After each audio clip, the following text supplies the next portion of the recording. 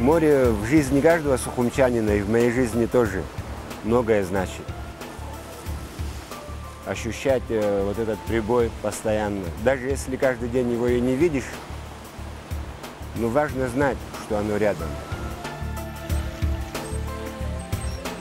У меня приходят слова Дмитрия Гуля, который лучше всех сказал насчет моря и той земли, где где-то море омывает берега наша Абхазия. Бьется берег Кавказский, Черного моря волна, а перед ней, как в сказке, полная фруктов страна.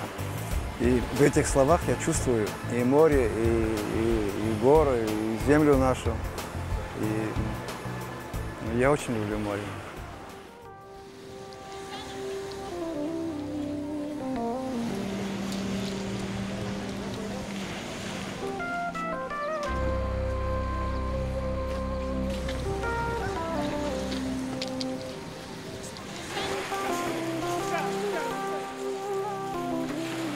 Когда человек получает травму и получает инвалидность, то он хочет реализовать себя в том, что он делал раньше.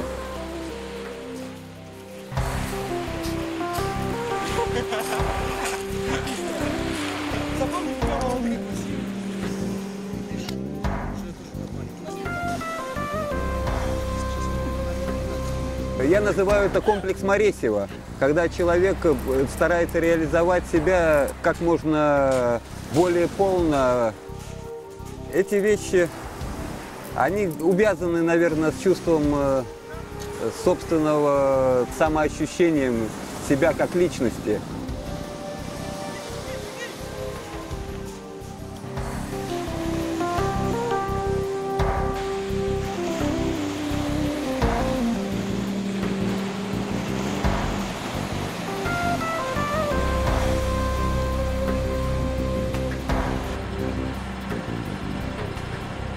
Мы поднимались с территории санатория на парашюте.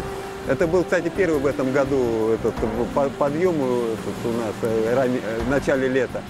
И когда меня подняло в воздух, то у меня отлетел протез. И люди, которые сидели на берегу в кафе, им показалось, наверное, что произошел какой-то несчастный случай. У человека отлетела нога. Они повскакивали с мест, там началась паника у народа. Наверное, самое отвратительное в такой ситуации – это жалеть себя и потакать каким-то своим комплексом. Не знаю, какой-то период, конечно, было тяжело. Еще как. Переходил на ночной образ жизни, ночами читал книги, вокруг меня стояло штук 8 пепельниц полных сигарет за ночь. Все это проходящее, все это уходит. Жизнь, она требует, чтобы мы действовали и двигались дальше.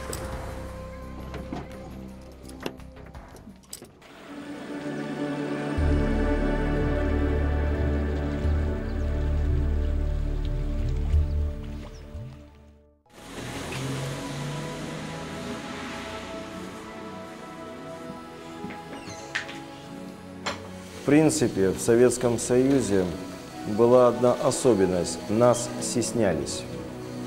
Про нас говорили мало.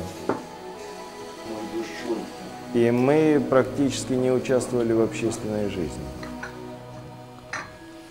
Был День инвалидов, когда про нас говорили по телевидению, но буквально пока идут новости и показывают там заставки, где идут концерты, там в дом-интернатов инвалидов пришли люди, отметили этот день, на следующий день про нас забывали все.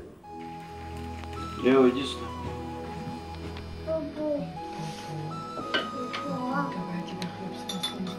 Для моей души работа в этой организации с моими друзьями и коллегами дает нечто большее, чем давало бы любое другое место работы. Первое, вы знаете, вот как будто продолжение дома. Я не иду на работу, я иду в другую часть своего дома.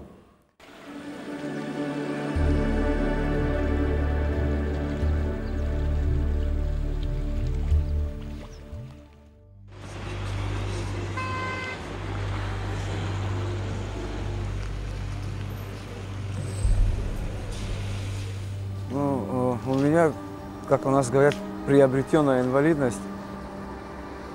Во время войны я подорвался на противотанковой мине на БМП при освобождении города Сухум. Очень многие, к сожалению, получили увечья различные степени инвалидности. У меня очень много друзей, которые потеряли ноги из-за мин. И то, что в нашем обществе особенное отношение к людям, которые держали оружие в руках, которые воевали, это, конечно, накладно. Но здесь есть тоже как бы палка о двух концах. Потому что тоже как бы создается такой образ, да, и создан был все эти годы создавался такой образ чего-то неживого. Да. Мне он, откровенно говоря, не симпатичен, и я считаю, что это неправильно, когда из живых людей делают памятники. Мне кажется, наоборот, нужно отходить от этих стереотипов, либо там инвалиды униженные, оскорбленные, либо люди с инвалидностью – это герои. Такие же обычно нормальные люди, и очень разные. Первое время после войны я не сразу к этому пришел, к осознанию мысли, что если уже меня угораздило выжить, то, наверное, это произошло для того, чтобы я что-то сделал бы, а не просто бревном, бесполезным обрубком присутствовал бы в этой жизни.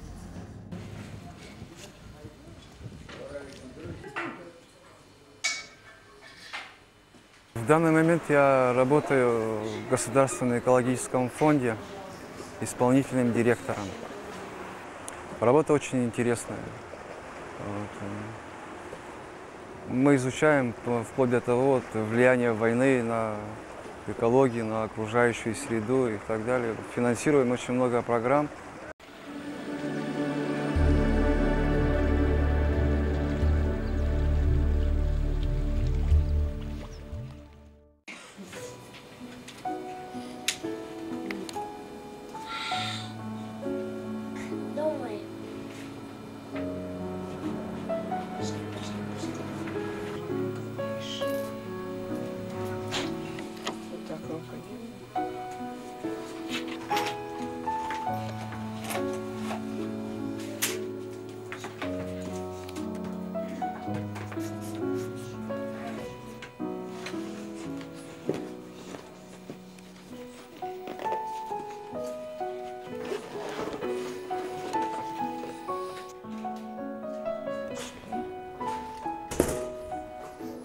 Ой, как неудобно с тобой.